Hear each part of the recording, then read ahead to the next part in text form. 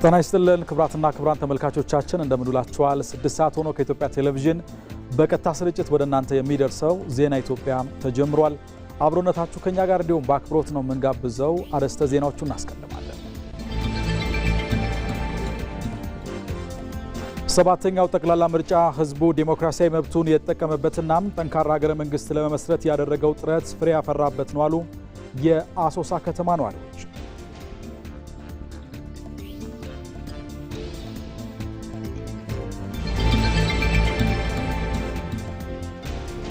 የኢትዮጵያ ሀገራዊ የምክክር ኮሚሽን ስራውን ከጀመረበት ጊዜ አንስቶ በርካታ ታሪካዊ ምዕራፎችን አልፈው ሐምሌ 8 ታሪካዊውን የማጠቃለያ ጉባኤ ለማድረግ ቀጠሮ ይዟል።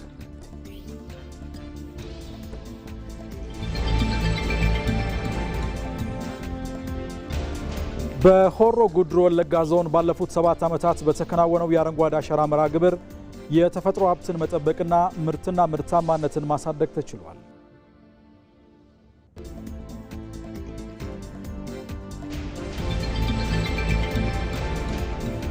ከውጭ የአሜሪካና የኢራን የመጀመሪያ ዙር ድርድር አበረታች ውጤት እንዳሳየ አሸማጋዮቹ ኳታርና ፓኪስታን አስታወቁ የሚለውን ይዘናል።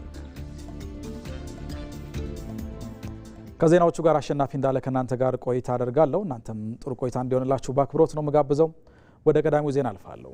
በኢትዮጵያ ትምህርትና ስልጠና ጥራቱን የጠበቀ እንዲሆን በትምህርት ተቋማት የሚሰጡ ፕሮግራሞች መለኪያ እንዲዘጋጅላቸው ተደርጓል።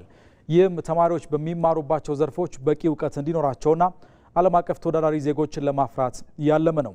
ይህ የተገለጸው የሰው ሀብት ልማት ስራ ስምሪትና ቴክኖሎጂ ጉዳዮች ቋሚ ኮሚቴ የ2018 በጀት ዓመት የኢፌዴሪ የትምህርትና ስልጠና ባለስልጣን የ11 ወራት እቅድ አፈጻጸምን በገመገመበት ወቅት ነው። በዚህ ጉዳይ ላይ ተጨማሪ መረጃዎችን ልታደርሰን ሪፖርተራችን ብሩክታይት ተገኝ በቀጥታ መስመራችን ላይ ትገኛለች። ብሩክታይት እንደምን ቆይተሻል? ቋሚ ኮሚቴው ባቀረበው እቅድ አፈጻጸም ሪፖርት ላይ ያነሳቸው ጠንካራ ጎኖችና ሊሻሻሉ ይገባል በሚል የተነሱ ጉዳዮች ምን ምንድናቸው የሚለውን መረጃሽን ልታደርሽን ትችያለሽ? መልካም አመሰግናለሁ አሸናፊ። አንተም ቀደም ብለን እንዳነሳኸው እንግዲህ ቋሚ ኮሚቴው የ2018 የትምህርትና ስልጠና ባለስልጣን የ11 ወራት እቅድ አፈጻጸም ነው እየገመገመ የሚገኘው። በግምገማ ወቅት የተለያዩ ነጥቦችን አንስቷል። በተለይ ደግሞ የትምህርት ወይም ደግሞ ይሄ የግመታ አሰራር ላይ የተለያዩ ጥያቄዎች እነሱ ነበር። ይሄ የትምህርት ግመታ ማለት አንድ ሰው ውጭ ሀገር ተምሮ ከዛም በኋላ ወደ ኢትዮጵያ ከመጣ በኋላ በዛ ማስተማር ወይም ደግሞ ወደ ስራ እንዲገባ የሚያስችለው ነው። ይህንን የግመታ አካሄድ በማካሄድ ረገድ በፊት እጅግ ረጃጅም ሰልፎች ይኖሩ ነበረ። ይሄን በምን መልኩ ነው ለመቅረፍ እየሰራችሁ የምትገኙት በሚል ቋሚ ኮሚቴው ጥያቄ አንስቶ ነበር። ለዚህም ደግሞ የባለስልጣኑ መስሪያ ቤት ባለስልጣኑ ወይም ደግሞ የስራ ኃላፊዎችም የኦንላይን ስርዓትን በመዘርጋት የትምህርት ግመታን በዚህ መንገድ እየሰሩ እንዳሉ ተነስቷል።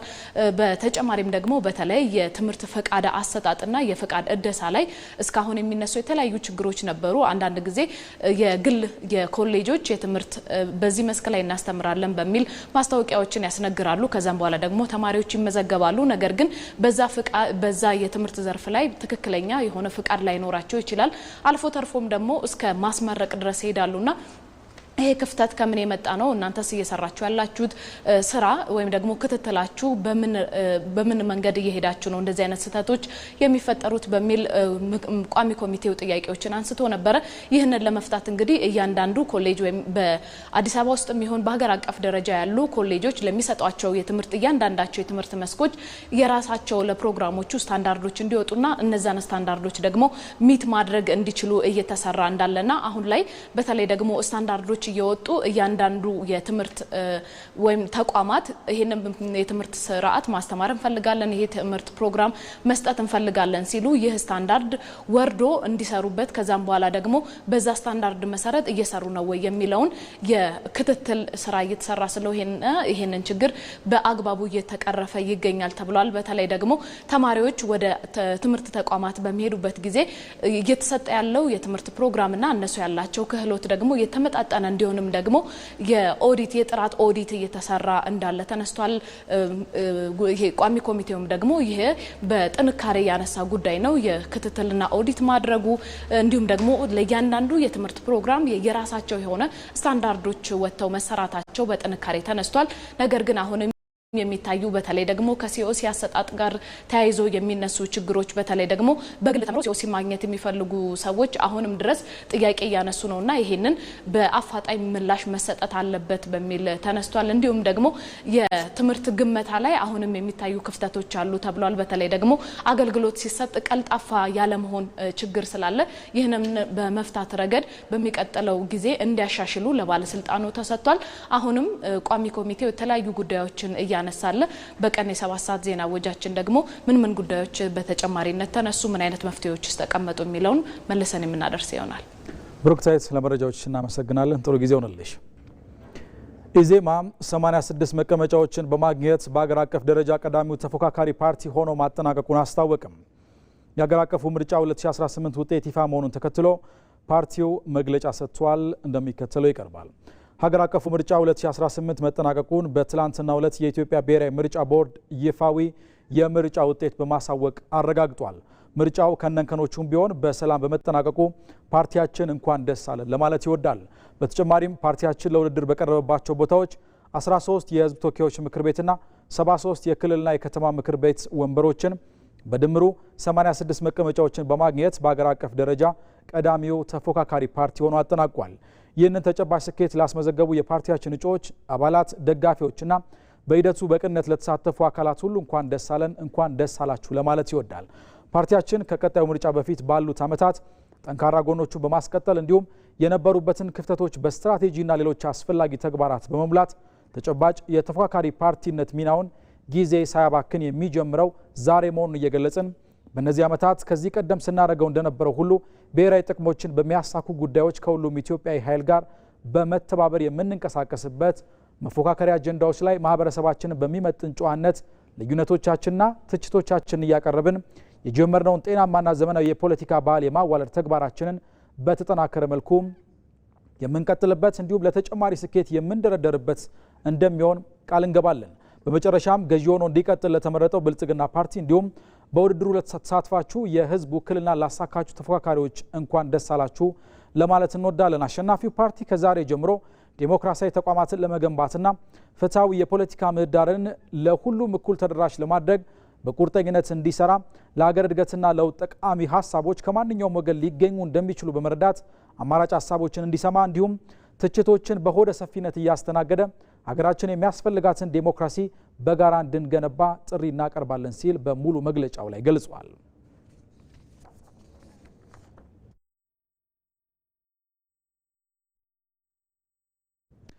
በተያያዘም በሰባተኛው ጠቅላላ ምርጫ ላይ በህዝብ በይሁንታ የተሰጠውን ድምፅ እናከብራለን ብሏል የወሎ ህዝቦች ዴሞክራሲያዊ ፓርቲ ወዴፓ። ፓርቲው በላከው መግለጫ ሰባተኛው ጠቅላላ ምርጫ በሰላም በመጠናቀቁ የተሰማውን ደስታ ቀደም ሲል መግለጹን አስታውሰው በብሔራዊ ምርጫ ቦርድ በተገለጸው ውጤት መሰረትም በህዝብ ይሁንታ የተሰጠውን ድምፅ እንደሚያከብር አስታውቋል። በቦርዱ መግለጫ መሰረት የብልጽግና ፓርቲ ለህዝብ ተወካዮች ምክር ቤትና ለከተማና ክልል ምክር ቤቶች መንግስት መመስረት የሚያስችለውን ድምፅ ማግኘቱን በማንሳት ለፓርቲው አመራሮች፣ ለአባላትና ለመራጩ ህዝብ የእንኳን ደስ ያላችሁ መልእክት አስተላልፏል። በቀጣይ 5 ዓመታትም ኢትዮጵያ ያሉባት ችግሮች ሙሉ በሙሉ የሚቀረፉበት የጀመረችው ምክክር በውጤት የሚጠናቀቅበት እንደሚሆን ያለውን እምነት ገልጿል።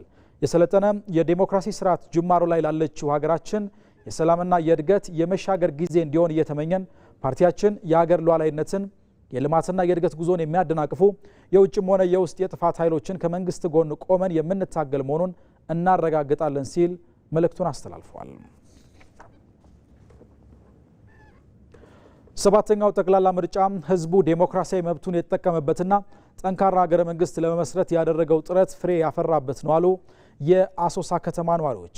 አዲስ ከሚመሰረተው መንግስት ጋር በጋራ በመስራት ኢትዮጵያን የማሻገር ጽኑ ፍላጎት እንዳላቸውም ነዋሪዎቹ ጠቁመዋል። አስተያየታቸውን ያሰባሰበው ሪፖርተራችን ጀማል አህመድ ነው፣ እንደሚከተለው ይቀርባል። በንቂስ ወጥተን መርጠናል። እኔ ደግሞ ይወክለኛል ብዬ የመረጥኩትን መንግስት ትላንት እንደ ሀገር ውጤቱን ይፋ ሲደረግ በጣም ነው ደስ ያለኝ። ኢትዮጵያ አሸንፋለች፣ ኢትዮጵያ መርጣለች። የሰባተኛው ምርጫ በሰላም ተካሂዶ በሰላም መፈጸሙ በጣም ደስ ብሎናል። አሁንም ደግሞ ውጤቱ መገለጹ ደግሞ በጣም ደስ ብሎናል። አሁን እንደጀመሩት ልማት እንደጀመሩት የበለጠ ጥሩ ነገር እናገኛለን ብለን ተስፋ አለን። የተጀመሩ ትላልቅ ፕሮጀክቶች በተጠናከረ መልኩ ትኩረት ተሰጥቶበት ማስቀጠል እንዳለበት የበለጠ ከወትሮ በበለጠ መልኩ ቢሰራበት ጥሩ ነው የሚል ኮመንት ነው ያለኝ። ሰባተኛው ጠቅላላ ምርጫ የህዝቡን ዴሞክራሲያዊ ልምምድ ያጠናከረና ኢትዮጵያ የዳበረ የፖለቲካ ስርዓት ባለቤት እየሆነች መምጣቷን ያሳየ መሆኑን የቤንሻንጉል ህዝብ ነጻነት ንቅናቄ ቤነን አስታወቀ። የቤነን ስራ አስፈጻሚና የህዝብ ግንኙነት ኃላፊ አብዱራህማን ኡመር ምርጫው ካለፉት ምርጫዎች በተለያዩ መስፈርቶች የተሻለና ውጤታማ ነበር ብለዋል። ምርጫ ቦርድ ሂደቱን እጅግ በጣም ጥሩ እየተከታተለ እንደ ሁሉም ክልሎች ላይ ማለት ይቻላል የመራጩ ህዝብ የመጣው ካርድ ምንም ሳይዘባረቅ ከምዝገባ ጀምሮም ሂደቱ እጅግ በጣም ጥሩ ነበር።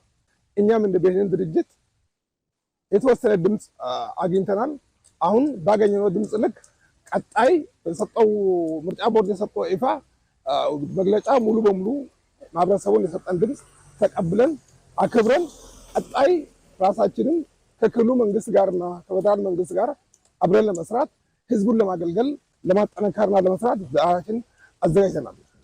ሪፖርተራችን ጀማል አህመድ እንደዘገበው ቤነን በምርጫው በመፎካከር ውጤታማ እንደነበር የገለጹት አብዱራህማን በቀጣይም አዲስ ከሚመሰረተው መንግስት ጋር በመቀናጀት የህዝቡን ተጠቃሚነት ለማሳደግ እንሰራለን ብለዋል። ማህበረሰቡ የፈለገውን ፖለቲካ ድርጅት መርጧል። አሁን አብዛኛው ፖለቲካ ፓርቲዎች የአቅማቸውን ክልል መንግስት ላይ ድምፅ አግኝቷል። ስለዚህ ቀጣይ የክልሉ መንግስት አብሮ በመስራት ክልሉ ጠንካራ የመንግስት ምክር ቤት ጠንካራ ምክር ቤት ይቋቋማል ብዬ አምናለሁ።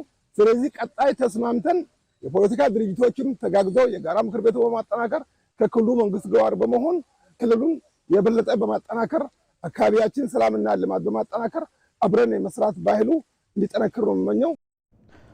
የኢትዮጵያ ሀገራዊ የምክክር ኮሚሽን ስራውን ከጀመረበት ጊዜ አንስቶ በርካታ ታሪካዊ ምዕራፎችን አልፎ ሐምሌ 8 ታሪካዊውን የማጠቃለያ ጉባኤ ለማድረግ ቀጠሮ ይዟል። ምክክሩ ለኢትዮጵያ አዲስ የሰላምና የሀሳብ ፖለቲካ ምዕራፍ ይከፍታል። ዛራ ማመድ ተጨማሪውን ይዛለች።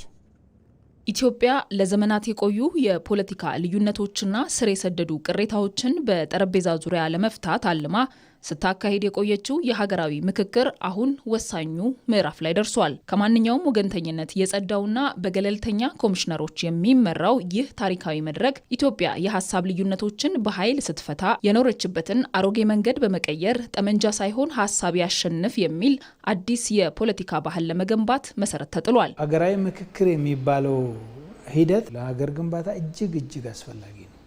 ምክንያቱም እያንዳንዱ ቡድን የራሱ ታሪክ ካለው፣ የራሱ ቋንቋ ካለው፣ የራሱ ባህል ካለው፣ የራሱ ትርክት ካለው የሚግባቡበት ነገር፣ የሚነጋገሩበት ነገር፣ አንድ የሚያደርጋቸው ነገር በጋራ ተስማምቶ ካልፈጠሩ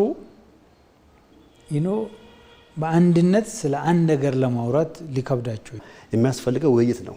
ከዚህ አንጻር መንግስት በደንብ ቆንጆ ነገር የሰራው ጅማሬ በጣም ቆንጆ ነው። ግን ይሄን ጅማሬ ደግሞ ወደ መፈጸም መሄድ አስፈላጊ ነው። ለምን እኛ ኮምፒት የምናደርገው ከዓለም ጋር ነውና ማለት ነው። ከዓለም ጋር ደግሞ ኮምፒት ለማድረግ የእኛን ችግር በውይይት እንደ በሳል ህዝብ እንደ ብዙ ታሪክ ያላት ሀገር መቹር በሆነ ሌቨል ቁጭ ብሎ ተወያይቶ ያለውን ችግር በውይይት እየቀረፉ ወደ ፍትህ መሄድ አስፈላጊ ነው። የኢትዮጵያ ሀገራዊ ምክክር ኮሚሽን ስራውን ከጀመረበት ጊዜ አንስቶ በርካታ ታሪካዊ ምዕራፎችን ያለፈ ሲሆን በተለይ በመላ ኢትዮጵያ በሚገኙ ከ1200 በላይ ወረዳዎች ላይ የባለድርሻ አካላትን በመለየትና አጀንዳዎችን በማሰባሰብ ረገድ የሄደበት ርቀት በጉልህ የሚነሳ ነው። የሀገራዊ ምክክሩ ዋና ዓላማ ስለ ሀገር ጉዳይ መሆኑን፣ ሀገራዊ ማንነት መፍጠሪያ መንገድ መሆኑን፣ ያለፈውን በታሪክ ውስጥ የነበሩ ቁርሾችን ማዳኛ መንገድ መሆኑን ተረድቶ ፖዚቲቭሊ አዎንታዊ በሆነ መንገድ መመልከት ያስፈልጋል። በተቻለ መጠን ደግሞ ውክልና እንዲረጋገጥም አስተያየት እየሰጡ የጎደለ ቦታ እያሟሉ እንዲሄዱ ማርዳት ያስፈልጋል። በግጭት አፈታት ሳይንስ ወታደራዊ እርምጃዎችን የሚያመጡት አሉታዊ ሰላም ወይንም የጦርነት አለመኖር ብቻ ሲሆን ዘላቂው አውንታዊ ሰላም ግን ፍትህና ማህበራዊ ትስስር ሲሰፍን ብቻ የሚረጋገጥ መሆኑን የዘርፉ ምሁራን ያስረዳሉ። ከዚህ ቀደም የተሞከሩት የግጭትና የጦርነት መንገዶች አዳዲስ ቁስሎችን ከመፍጠር ባለፈ ዘላቂ ሰላም ማምጣት እንዳልቻሉ ያሳየው የቅርብ ጊዜው የሰሜን ኢትዮጵያ ግጭት ሀገራዊ ምክክር ብቸኛውና ተመራጩ የሰላም መንገድ መሆኑን አስመስክሯል። መሳሪያ ካሁን በኋላ ሜቢ አገር ለመጠበቅ ካልሆነ አገር አፍርሶ አገር መገንባት በመሳሪያ የሚቻል አይመስለኝም። ይሄ ደግሞ ዓለም ላይም ያየነው ነገር ነው። ጦርነት ያወጀ ሁሉ ጦርነቱን አቁሞ ወደ ሰላም የገባ ነው። በቅርቡ የአሜሪካ መንግስትና ኢራን ላይ የተደረገው ጦርነት ራሱ አሁን ያለቀ ያለው በሰላም መንገድ ነው እና ይሄ አንድ ምልክት ነው። ኮሚሽኑ በአዋጅ ከተቋቋመበት ጊዜ ጀምሮ ከሲቪል ማህበረሰብ፣ ከፖለቲካ ፓርቲዎች፣ ከተለያዩ የህብረተሰብ ክፍሎች ጋር ውይይት በማድረግ አመርቂ ውጤትም እያስመዘገበ ይገኛል። እስካሁን የመጣንበት መንገድ ግን ጥሩ መንገድ ነው። ከዚህ በላይ እያጠናከር ድጋፍ እየሰጠን ከሄድ አካታችነቱም ላይ ከጊዜ ወደ ጊዜ ነገሮች እየተሻሻሉ የመጡበት ሁኔታ እንዳለ እረዳለሁ። ይህ የጋራ የምክክር ጀልባ ኢትዮጵያን ወደ ሰላም ወደብ ለማሻገር ረጅም ጉዞ የሚጠይቅ ቢሆንም ስኬቱ የሚለካው በወረቀት ላይ በሚሰፍሩ ቃላት ብቻ ሳይሆን ዜጎች እርስ በርሳቸው በሚያሳዩት መከባበርና አብሮ የመኖር ፍላጎት መሆኑም ተመላክቷል። 97 በመቶ የዓለም ኢንተርኔትና ዳታ የሚተላለፈው በባህር ውስጥ በተቀበሩ ሰብማሪን በተሰኙ ኬብሎች ነው። በአሁኑ ወቅት ከ600 በላይ የባህር ውስጥ የኢንተርኔት ዳታ ማስተላለፊያ ሰብማሪን ኬብሎች እንዳሉ መረጃዎች ይጠቁማሉ። የባህር በር ለሀገራት የመረጃ ሉዓላዊነት ዋስትና ስለመሆኑ ቀጣዩ የኤልሻዳይ ወንድማገኝ ዘገባ ይነግረናል። ከግለሰብ እስከ ሀገር ኢንተርኔት ሁሉ ነገራችን ነው። በዚች የእጅ ስልኬ ከማደርገው ግንኙነት እስከ ዓለም አቀፍ ሚስጥራዊ መረጃዎች በኢንተርኔት አማካኝነት ይከናወናሉ። እንመለከተዋለን።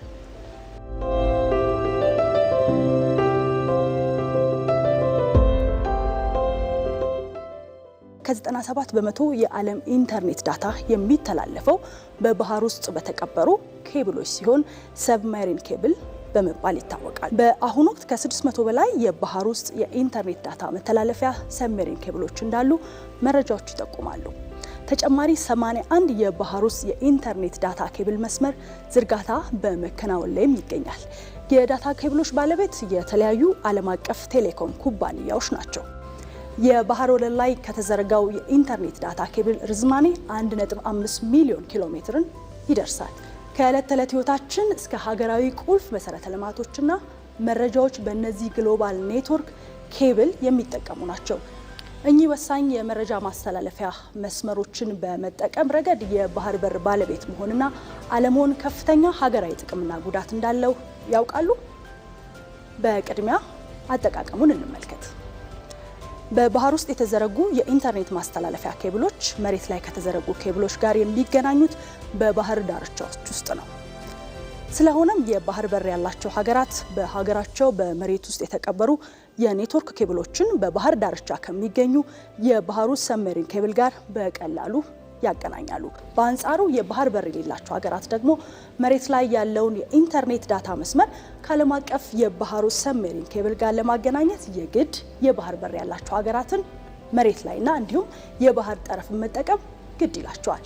ለአብነት ኢትዮጵያ የኢንተርኔት ፋይበር መስመርን ከዓለም አቀፍ የባህር ውስጥ የሰብማሪን ኬብል ጋር የሚገናኘው በጅቡቲና ሱዳን በኩል ሲሆን በሁለቱ ሀገራት መሬት ውስጥ ስለውስጥ ተቀብሮ በባህሮቻቸው ዳርቻ ከሚገኙ የሰብማሪን ኬብሎች ጋር ይገናኛሉ። የባህር በር ባለቤት አለመሆን በንግድና መሰል ጉዳዮች የባህር በር ባለቤት በሆኑት ላይ ጥገኛ እንደሚያደርጉሉ ዓለም አቀፉን የባህር ውስጥ ሰብማሪን ኬብል መጠቀም እንዲሁም ደግሞ የባህር በር ባለቤት ይሁንታንም ይጠይቃል። የባህር በር ባለቤት አለመሆን በባህር ውስጥ ያለውን የመስመሮች ደህንነት ለማስጠበቅ እንዲሁም ደግሞ ችግር ሲገጥም በቀላሉ መጠገን እንዳይቻል ያደርጋል። በአጠቃላይ የሀገር እልውና የሆነው የመረጃ ሉዓላዊነት ተጋላጭም ያደርጋል። ዲጂታላይዜሽንና መረጃ ወሳኝ የሀገራት ህልውና በሆነበት በዚህ ወቅት የባህር በር ባለቤት የመረጃ ደህንነትና ቁልፍ መሰረተ ልማቶችን ለማስጠበቅ እጅግ አስፈላጊ ይሆናል። የመረጃውን ደህንነት መቆጣጠርና ማስጠበቅ ያልቻለ ሀገር ደግሞ ሉዓላዊነትን ለማስከበር ያዳግተዋል። በዚህ ረገድ የኢትዮጵያ የባህር በር ጥያቄ ጉዳይ ከንግድና መሰል ጉዳዮች በዘለለ የመረጃ ደህንነትና ቁልፍ መሰረተ ልማቶችን የማስጠበቅ ጉዳይ መሆኑን መገንዘብ ይገባል። በሆሮ ጉድሩ ወለጋ ዞን ባለፉት 7 ዓመታት በተከናወነው የአረንጓዴ አሻራ መርሃ ግብር የተፈጥሮ ሀብትን መጠበቅና ምርትና ምርታማነትን ማሳደግ ተችሏል። በዞኑ በዘንድሮ የአረንጓዴ አሻራ መርሃ ግብር ከ186 ሚሊዮን በላይ ችግኞችን ለመትከል ታቅዷል። ሳምሶን በላይ ተጨማሪውን ይዟል። በኢትዮጵያ የአየር ንብረት ለውጥን ለመቋቋም የደን ሽፋንን ለማሳደግና የምግብ ዋስትናን ለማረጋገጥ ታስቦ የተጀመረው አረንጓዴ አሻራ መርሃ ግብር ዘንድሮም መላውን የሀገሪቱን ሕዝብ ባሳተፈ መልኩ በከፍተኛ ንቅናቄ ይከናወናል። በሆሮ ጉድሩ ወለጋ ዞንም ካለፉት 7 ዓመታት ወዲህ የአረንጓዴ አሻራ መርሃ ግብር በስፋት እየተከናወነ ይገኛል። በዞኑ ሀባቦ ጉድሩ ወረዳ በአረንጓዴ አሻራ በተተከሉ ችግኞች የአየር ንብረት ሚዛንን ለመጠበቅና የአፈር ለምነትን ማሳደግ በመቻሉ ምርትና ምርታማነት ጨምሯል። የወረዳው ነዋሪዎች ባለፉት ዓመታት ባገኙት ውጤትም ዘንድሮ በመርሃ ግብሩ በንቃት ለመሳተፍ ተዘጋጅቷል። ዛሬ ችግኝ ለመትከል ጉድጓድ ቆፍረን እያዘጋጀን እንገኛለን። ችግኝ መትከል ተፈጥሮን ለመጠበቅና ምርታማነትን ለመጨመር ያግዛል። የአረንጓዴ አሻራ መርሃ ግብር አሁን ላይ ሲጀመር ከነበረበት እያደገ ይገኛል። እስካሁን ያገኘነው ውጤትም በመርሃ ግብሩ ላይ የበለጠ እንድንሳተፍ አነሳስቶናል። ጎጊንሳ ቢሻኒ ዲቀመብዬ ጅጅረመ ቅሌንሳ የምንጮች መድረቅን የአፈር መሸርሸርንና የአየር ንብረት ለውጥን ለመከላከል አረንጓዴ አሻራ እገዛ እያደረገልን ነው። ህብረተሰቡም ይህን ውጤት በማየቱ ነው ዘንድሮ በንቃት ለመሳተፍ ወደዚህ ስራ የመጣው። በወረዳው ካለፉት ዓመታት የተገኘውን ልምድ በመጠቀም የዘንድሮውን ችግኝ ተከላ የበለጠ ውጤታማ ለማድረግ ዝግጅት ተደርጓል። በረከንሞ ረጫላት በሬችኔ ጫሽስኔው ጀቹን ረጅራ ተከንጀዱን ኡመኒስ በዚህ ዓመት ካለፉት ዓመታት የበለጠ ጥሩ አድርገን ለመስራት ህዝቡም የወረዳውን ማስተዳደር ዝግጁ ሆነናል። ለዚህም በቂ ችግኝና የመትከያ ጉድጓድ እየተዘጋጀ ነው። በሀገር አቀፍ አረንጓዴ አሻራ መርሃ ግብር እቅድ መሰረትም በወረዳችን በከፍተኛ ተነሳሽነት የችግኝ ተከላው የሚከናወን ይሆናል። በሆሮ ጉድሩ ወለጋ ዞን በአረንጓዴ አሻራ መርሃ ግብር ለምግብነት ለሚውሉ ችግኞችም ትኩረት ተሰጥቷል። በዞኑ በዘንድሮ የአረንጓዴ አሻራ ስራ በ40 ሺህ ሄክታር መሬት ላይ ከ186 ሚሊዮን በላይ ችግኞችን ለመትከል ታቅዷል። የዞናችን የደን ሽፋን ከ10 ዓመት በፊት ቀንሶ ነበር። በአረንጓዴ አሻራ መርሃ ግብር ግን ይህንን የደን ሽፋን ማሳደግ ተችሏል። ዘንድሮም በዞናችን ባሉ 13 ወረዳዎች በሁሉም 186 ሚሊዮን ችግኝ በማዘጋጀት የምንተክል ይሆናል። እንደምትመለከቱት ህዝቡም ለችግኝ ተከላ የሚያስፈልጉ ጉድጓዶችን እየቆፈረ ይገኛል። በዚህም መሰረት በቀጣይ ጊዜያት በዞናችን ያቀድነውን ችግኝ በመትከል የአየር ንብረት ለውጥን ለመከላከል የድርሻችንን እንወጣለን። ኢትዮጵያ በአረንጓዴ አሻራ መርሃ ግብር አማካኝነት የደን ሽፋኗን በከፍተኛ ደረጃ ማሳደግ የቻለች ሲሆን ይህም በዓለም አቀፍ ደረጃ በምሳሌነት የሚጠቀስ ተግባር ሆኗል። መርሃ ግብሩ የአየር ንብረትን ከመጠበቅ ባለፈ ለተያዘው የኢኮኖሚ እድገትና ለቱሪዝም ዘርፍ መነቃቃት ትልቅ መሰረት እየጣለ ይገኛል። በአገልግሎት አሰጣጥ ሂደት የተመዘገቡ ለውጦች ነባራዊ የመልካም አስተዳደር ችግሮች እንዲፈቱ ምቹ ሁኔታን ፈጥረዋል። ለዚህ ደግሞ የመሶብ አንድ ማዕከል አገልግሎት እያበረከተ ያለው አስተዋጽኦ የላቀ ድርሻን ይዟል። በደቡብ ምዕራብ ኢትዮጵያ ሕዝቦች ክልል 3ኛው የኮንታ መሶብ አንድ ማዕከል አገልግሎት ተመርቆ ስራ ጀምሯል። ሰለሞን ባረና ተጨማሪውን ይዟል። በደቡብ ምዕራብ ኢትዮጵያ ሕዝቦች ክልል 3ኛው የመሶብ አንድ ማዕከል አገልግሎት በኮንታ ዞን አመያ ከተማ ተመርቆ ስራ ጀምሯል። ኢቢሲ ያነጋገራቸው የአመያ ከተማ ነዋሪዎችም የማዕከሉ ስራ መጀመር በአገልግሎት ሂደት የነበሩ ውጣ ውረዶችን ከማስተካከል ባለፈም እንደ ሀገር ለቴክኖሎጂ እድገት የተሰጠውን ትኩረት ያመላከተ ነው ብለዋል። በዚህ በአጭር ጊዜ ግን በፈጣን ሁኔታ ከክልልም አልፎ ዛሬ ወደ ዞን ደረጃ ከተማ አስተዳደሮች ደረጃ ደርሶ መተግበሩ አገሪቷ ምን ያህል ለዚህ ቴክኖሎጂን ወደ ህዝቡ ለማስረጽ ያለውን ትኩረት የሚያሳይ ነው። እንደ ገቢዎች መምሪያ አለ፣ ማዘጋጃ አለ፣ ከተማ ልማት ንግድና ኢንቨስትመንት አለ። እነዚህ አገልግሎቶች በተበታተነ መንገድና ህዝቡ ከተለያየ ቀበሌ መጥቶ በ3 ቀን በ4 ቀን የሚፈጀውን ጉዳይ በአንድ አገልግሎቱን አግኝቶ የሚሄድበት አካሄድን የፈጠረ በመሆኑ በጣም እጅግ በጣም ደስተኛ ነኝ፣ እንደ ዞኑ ነዋሪ ማለት ነው። ግብር ከፋዩ አንዱ ነኝ። መጉላላት አለ፣ ምን ማለት አለ። ይሄ ግን አሁን ይቀራል። እነዚህ ሁሉ ተጠቃለው በአንድ ፋይል በአንድ ማዕከል በዚሁ በኮምፒውተር ውስጥ የምናገኝ ስለሆነና በዚሁ የምጠቃልል ስለሆነ ጊዜያችን ይቆጥባል። እኛም ራሳችን ከቴክኖሎጂ ጋር ተዋህድን ማለት ነው። የኮንታ ዞን ዋና አስተዳዳሪ አቶ ታከለ ተስፉ በበኩላቸው ከተለመደው የአገልግሎት አሰጣጥና አረዳድ ወጥተን ህብረተሰቡን በቅንነት ማገልገል ያስፈልጋል ብለዋል። በመጣንበት ጉዞ ውስጥ ችግሮችን ተቆራርጦ ከማረም ይልቅ ልምድ እያደረግን መምጣታችን አገልግሎት ፈላጊውን ዜጋ በኩፈኛ ሲያማርር ቆይቷል። በመሆኑም ይህ ማዕከል እንደዚህ አይነት ችግሮችን በመቅረፍ የአገልግሎት አሰጣጥን ያሳልጣል ተብሎ ከፍተኛ ተስፋ ተጥሎበታል።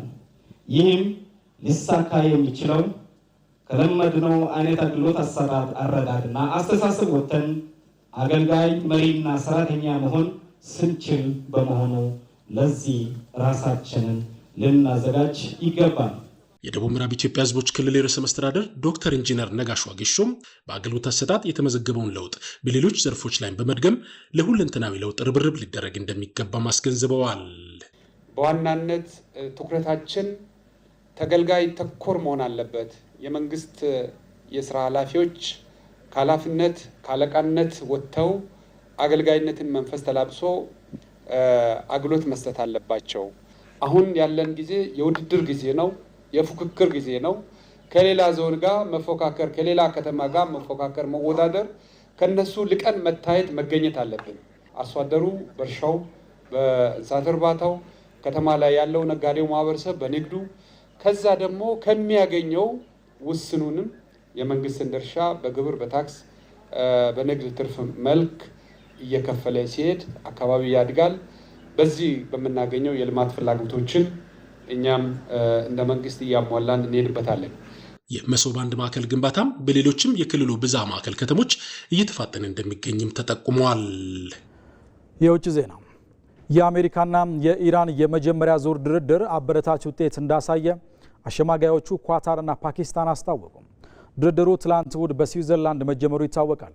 አሸማጋዮቹ ፓኪስታንና ኳታር ዛሬ ማለዳ በጋራ ባወጡት መግለጫ አሜሪካና ኢራን በቀጣይ 60 ቀናት ወደ መጨረሻው ስምምነት በሚያደርሳቸው ፍኖተ ካርታ ላይ መግባባት ችለዋል። ሁለቱ ወገኖች በሊባኖስ ያለውን ግጭት ለማስቆምና የሆርሙዝ ሰርጥን ለንግድ መርከቦች እንቅስቃሴ ክፍት ለማድረግም ተስማምተዋል። በያዝነው ሳምንት የቴክኒክ ጉዳዮችን በተመለከተ ውይይት እንደሚቀጥል በመግለጫው ተመላክቷል። የኢራን የውጭ ጉዳይ ሚኒስትር አባስ አራግቺ በማህበራዊ ሚዲያቸው ባሰፈሩ ጽሑፍ ሀገራቸው የነዳጅና የፔትሮኬሚካል ምርቶችን ወደ ውጭ ለመላክ የተወሰኑ ልዩ ፈቃዶችን እንዳገኘች፣ የተያዙ የገንዘብ ሀብቶች እንዲለቀቁ ስምምነት እንደተደረገና ለኢራን የመልሶ ግንባታና ልማት እቅድ እንደሚጀመር ገልጸዋል። የአሜሪካ ዋይት ሀውስ ግን የከፍተኛ ደረጃ ውይይት ለጊዜው መጠናቀቁን በተመለከተ ምላሽ አልሰጠም። የሁለቱን ሀገራት ስምምነት ተከትሎ በዚህ ሳምንት የነዳጅ ዋጋ ጦርነቱ ከጀመረበት ከየካቲት 21 ቀን ወዲህ ከታየ ዋጋ ሁሉ ወደ ዝቅተኛ ደረጃ ወርዷል። ኢራን የኒውክሌር ጉዳይ ድርድር ከመጀመሩ በፊት በመግባቢያ ሰነዱ ውስጥ የተጠቀሱት ሌሎች ክፍሎች እንዲፈጸሙ ጠይቃለች። እነዚህም የተያዙ ሀብቶች መለቀቅና የኢራን የነዳጅ ሽያጭ እንዲቀጥል የአሜሪካ ፈቃድ መስጠት ናቸው። ተመልካቾች በዜና ኢትዮጵያ ለ6 ሰዓት የተዘጋጁ ዜናዎች እነዚህ ናቸው። በተከታይነት የቢዝነስና የስፖርት ዘገባዎች ወደ እናንተ ይደርሳሉ። ከኔ ጋር በምዕራፍ 2 7 ሰዓት ሲሆን